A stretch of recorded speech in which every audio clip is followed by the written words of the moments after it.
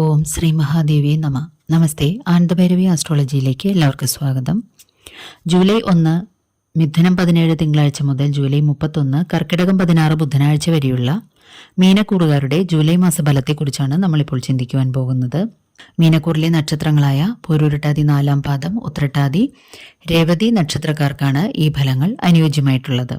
July മാസത്തിൽ പ്രധാനപ്പെട്ട ദിവസങ്ങൾ ജൂലൈ 2 കൂർമാവതാരവും ഏകാദശിയുമാകുന്നു. ജൂലൈ 5 കറുത്തവാവും. ജൂലൈ 16 കർക്കിടക മാസം 1-ാം തീയതി അഥവാ രാമായണ മാസാചരണാരംഭവും ദക്ഷിണായന പുണ്യകാലവുമാകുന്നു. ജൂലൈ 21 പൗർണമിയും ഗുരുപൂർണിമ ആചരണവും നടക്കുന്നു. ഈ ചാനൽ ഇതുവരെ സബ്സ്ക്രൈബ് ചെയ്തിട്ടില്ലാത്തവർ ഒന്ന് സബ്സ്ക്രൈബ് ചെയ്യുവാനും നിങ്ങൾക്ക് വേണ്ടപ്പെട്ടവർക്കെല്ലാം ചാനലൊന്ന് ഷെയർ ചെയ്ത് കൊടുക്കാനും അഭ്യർത്ഥിക്കുന്നു. അതുപോലെ അരികിലുള്ള ബെൽ ബട്ടൺ അമർത്തി അതിൽ ഓൾ എന്ന് കൊടുത്താൽ ഇനി വരുന്ന എല്ലാ വീഡിയോകളും തത്സമയം തന്നെ നോട്ടിഫിക്കേഷനായിട്ട് ലഭിക്കുന്നതാണ്. വീഡിയോ ഇഷ്ടമായാൽ ഒരു ലൈക്ക് തരുവാൻ മടി കാണിക്കരുതേ. പ്രധാനപ്പെട്ട ഗ്രഹങ്ങളായിട്ടുള്ള വ്യാഴം ഇടവം രാശിയിൽ രോഹിണി നക്ഷത്രത്തിലും, രാഹു മീനം രാശിയിൽ ഉത്രട്ടാതി നക്ഷത്രത്തിലും, കേതു കന്നിരാശിയിൽ അത്തം നക്ഷത്രത്തിലും, ശനി കുംഭം രാശിയിൽ പൂരുരുട്ടാതി നക്ഷത്രത്തിൽ വക്രത്തിലും സഞ്ചരിച്ചു തുടങ്ങിയിരിക്കുന്നു. പ്രധാന വലിയ ഗ്രഹങ്ങളുടെ വലിയ രാശിമാറ്റങ്ങളൊന്നും ഇല്ല എന്നുള്ളത് തന്നെ അടിസ്ഥാനപരമായ കാര്യങ്ങളിലെ മാറ്റമില്ലായ്മയാണ് അത് സൂചിപ്പിക്കുന്നത്. എന്നാൽ ചെറുഗ്രഹങ്ങളായിട്ടുള്ള സൂര്യൻ മിഥുനം രാശിയിലേക്ക് പ്രവേശിച്ചു കഴിഞ്ഞു. ജൂലൈ 8 ചൊവ്വ കാർത്തികയിലും 27 രോഹിണി നക്ഷത്രത്തിലും പ്രവേശിക്കുന്നു. ജൂലൈ 1 ബുധൻ പൂയ നക്ഷത്രത്തിലും 9 ആയില്യത്തിലും, ജൂലൈ 19 മകം നക്ഷത്രത്തിൽ ചിങ്ങം രാശിയിലേക്കും പ്രവേശിക്കുന്നുണ്ട്. ശുക്രനാകട്ടെ ജൂലൈ 9 പൂയത്തിലും 20 ആയില്യത്തിലും 31 ചിങ്ങം രാശിയിൽ മകനക്ഷത്രത്തിലും പ്രവേശിക്കുന്നു. ചെറുഗ്രഹങ്ങളുടെ ചടുലങ്ങളായിട്ടുള്ള മാറ്റങ്ങൾ ജീവിതത്തിൽ അപ്രതീക്ഷിതങ്ങളായ സംഭവങ്ങളും പെട്ടെന്നുണ്ടാകുന്ന മാറ്റങ്ങളെയുമെല്ലാം ഉണ്ടാക്കുന്നതാണ്.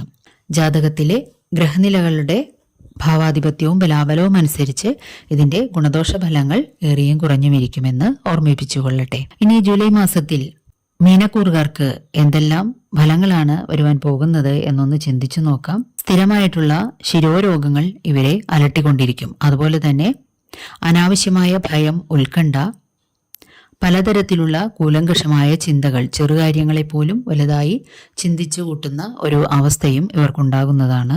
നഷ്ടപ്പെട്ടു എന്ന് കരുതിയ അല്ലെങ്കിൽ ഉപേക്ഷിച്ചു പോയ പല കാര്യങ്ങളിലേക്കും ഇവർ തിരിച്ചു പോകുവാനും അഥവാ അത് ദുശീലങ്ങളാണെങ്കിൽ പോലും ഉപേക്ഷിച്ചവയിലേക്ക് തിരിച്ചു പോകാനുള്ള പ്രവണത ഇവർ കാണിച്ചേക്കാം.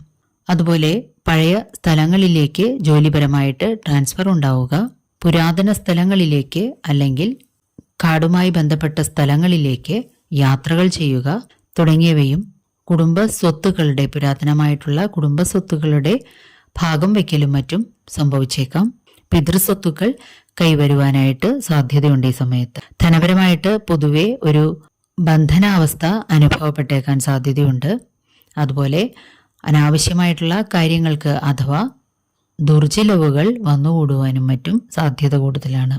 തങ്ങൾക്ക് വേണ്ടിയോ വേണ്ടപ്പെട്ടവർക്ക് വേണ്ടിയിട്ടോ ആശുപത്രികൾ കയറിയിറങ്ങേണ്ടുന്ന അവസ്ഥകളും ഉണ്ടായേക്കാം. വിദേശ രാജ്യങ്ങളിലേക്ക് ജോലി, ഉന്നത വിദ്യാഭ്യാസം, വിനോദം, ബിസിനസ് കാര്യങ്ങൾ മുതലായവയുമായി ബന്ധപ്പെട്ട് പോകാൻ ഉദ്ദേശിക്കുന്നവർക്ക് അനുകൂലമായിട്ടുള്ള സമയമാണ്. ചില്ലറ തടസ്സങ്ങൾ ഉണ്ടായിരുന്നതിനെയെല്ലാം ഈ സമയത്ത് മറികടന്ന് പോകുവാനായിട്ട് നിങ്ങൾക്ക് സാധിക്കുന്നതാണ്. കുടുംബത്തിൽ വാഹനം വാങ്ങുക, പുതിയ ഗൃഹനിർമ്മാണം അല്ലെങ്കിൽ പുനരുദ്ധാരണം മുതലായവയും മറ്റും സംഭവിച്ചേക്കാൻ സാധ്യതയുണ്ട്. എന്നാൽ ദമ്പതികൾ തമ്മിൽ ചില്ലറ പിണക്കങ്ങൾ, പിരിഞ്ഞു നിൽക്കലുകൾ മുതലായവയ്ക്കും സാധ്യതയുണ്ട്. മറ്റുള്ളവരുമായിട്ട് അനാവശ്യമായിട്ടുള്ള കലഹങ്ങളും മറ്റും അല്ലെങ്കിൽ തീക്ഷ്ണമായ വാക്കുകൾ പറയുക, അതുമൂലം മറ്റുള്ളവരുമായിട്ട് അസ്വാരസ്യങ്ങളോ ഇഷ്ടക്കേടുകളോ അവർക്ക് വിഷമതകളോ ഉണ്ടാകുവാൻ സാധ്യത കൂടുതലാണ്. ആരോഗ്യം പൊതുവെ തൃപ്തികരമായിരിക്കുകയില്ല, മനസ്വസ്ഥത കുറയുകയും ചെയ്യും. സുഹൃത്തുക്കളായിട്ട് നടിക്കുന്നവർ മൂലം ചതിയിൽ ചെന്നുപെടാതിരിക്കുവാൻ പ്രത്യേകിച്ച് ശ്രദ്ധിക്കേണ്ടതാണ്. ധാരാളം യാത്രകൾ ചെയ്യേണ്ടതായിട്ട് വന്നേക്കാം. സ്വസ്ഥമായ സ്ഥലങ്ങളിൽ ഇരിക്കുവാനായിട്ട് നിങ്ങൾക്ക് താല്പര്യം തോന്നുവാൻ സാധ്യതയുണ്ട്. ഈ സമയത്ത് അപ്രതീക്ഷിതങ്ങളായിട്ട് ചില്ലറ ധനലാഭമുണ്ടാവുക, സ്ഥലം മുതലായവയിൽ നിന്നുമുള്ള ഏതെങ്കിലും തരത്തിലുള്ള വരുമാനം കിട്ടുവാനായിട്ട് സാധ്യതയുണ്ട്.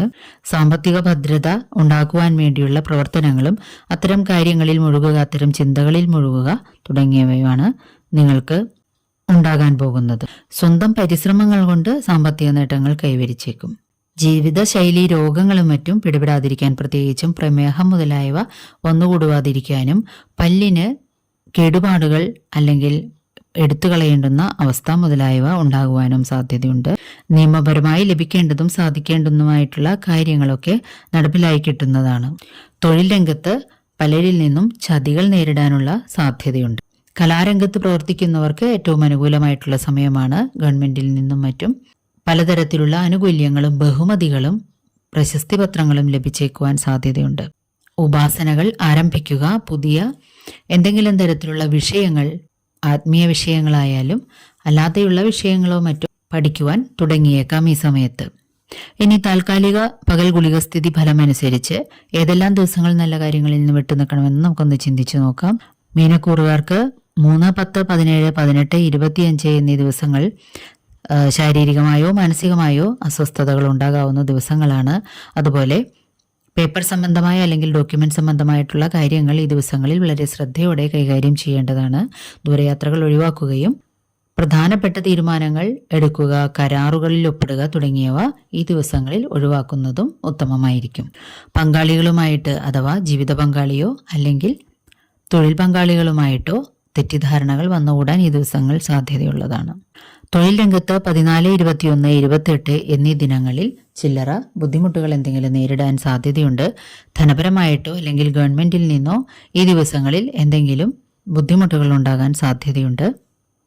അതുപോലെ വാഹനങ്ങൾ ഓടിക്കുമ്പോൾ വളരെയധികം ശ്രദ്ധിക്കേണ്ടതാണ്. അതുപോലെ മൂത്രസംബന്ധമായിട്ടുള്ള അസുഖങ്ങളും ഈ ദിവസങ്ങളിൽ ഉണ്ടാകുവാനായിട്ടുള്ള സാധ്യതയുണ്ട്. വീട്ടിൽ ചില്ലറ അസ്വാരസ്യങ്ങളോ പ്രണയികൾ തമ്മിലും ദമ്പതികൾ തമ്മിലും ചില്ലറ കലഹങ്ങളോ വേർപിരിഞ്ഞു നിൽക്കുക തുടങ്ങിയവയ്ക്കും ഈ ദിവസങ്ങളിൽ സാധ്യതയുള്ളതുകൊണ്ട് വളരെയധികം ശ്രദ്ധിക്കേണ്ടതാണ്. വിദേശ രാജ്യങ്ങളിൽ ജോലി ചെയ്യുന്നവർക്ക് 1, 2, 9, 16, 23, 24, 31 എന്നീ ദിനങ്ങൾ അത്ര അനുകൂലമായിരിക്കുകയില്ല. മാത്രമല്ല ഈ ദിവസങ്ങളിൽ ധനപരമായിട്ടുള്ള എന്തെങ്കിലും ബുദ്ധിമുട്ടുകളോ നഷ്ടങ്ങളോ സംഭവിക്കാൻ സാധ്യതയുണ്ട്. പല്ല് സംബന്ധമായിട്ടുള്ള അസുഖങ്ങളോ മറ്റും ഉണ്ടായേക്കാം. ബിസിനസ്സുകാർക്കും തീരെ അനുകൂലമല്ലാത്ത ദിവസങ്ങളാണെന്നത് അവരും വളരെയധികം ശ്രദ്ധ പുലർത്തേണ്ടതാണ്. 5, 6, 13, 20, 27 എന്നീ ദിവസങ്ങളിൽ ധനപരമായിട്ട് മറ്റുള്ളവരിൽ നിന്നും നിങ്ങൾക്ക് കിട്ടാമെന്ന് വെച്ച ധനം അഥവാ ലോൺ, സബ്സിഡികൾ അല്ലെങ്കിൽ ഏതെങ്കിലും തരത്തിലുള്ള ലാഭങ്ങൾ മുതലായവ ആ ദിവസം കിട്ടാതിരിക്കുക, കിട്ടുന്നതിന് താമസമുണ്ടാവുക മുതലായ ഇച്ഛാഭംഗങ്ങൾക്കും സാധ്യതയുണ്ട്. 5, 6, 13, 20, 27 എന്നീ ദിനങ്ങൾ സന്താനങ്ങൾക്ക് ചില്ലറ അസ്വസ്ഥതകളും നിർദോഷങ്ങൾ മുതലായവ ബാധിക്കുവാനും ഇടയുണ്ട്.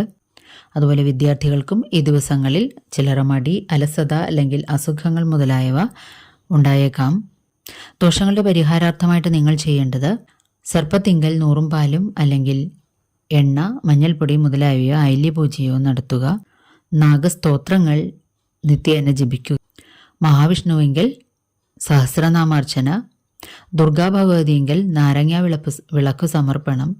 ദുർഗാഭഗവതിയെങ്കിൽ നാരങ്ങാ വിളക്കു സമർപ്പണം. ശിവങ്കൽ ശ്രീരുദ്രം അഭിഷേകം നടത്തുക. മൃത്യുഞ്ജയ പുഷ്പാഞ്ജലി, ധാര മുതലായവ നടത്തിക്കൊണ്ടും നിങ്ങൾക്ക് ദോഷശാന്തി വരുത്താവുന്നതാണ്.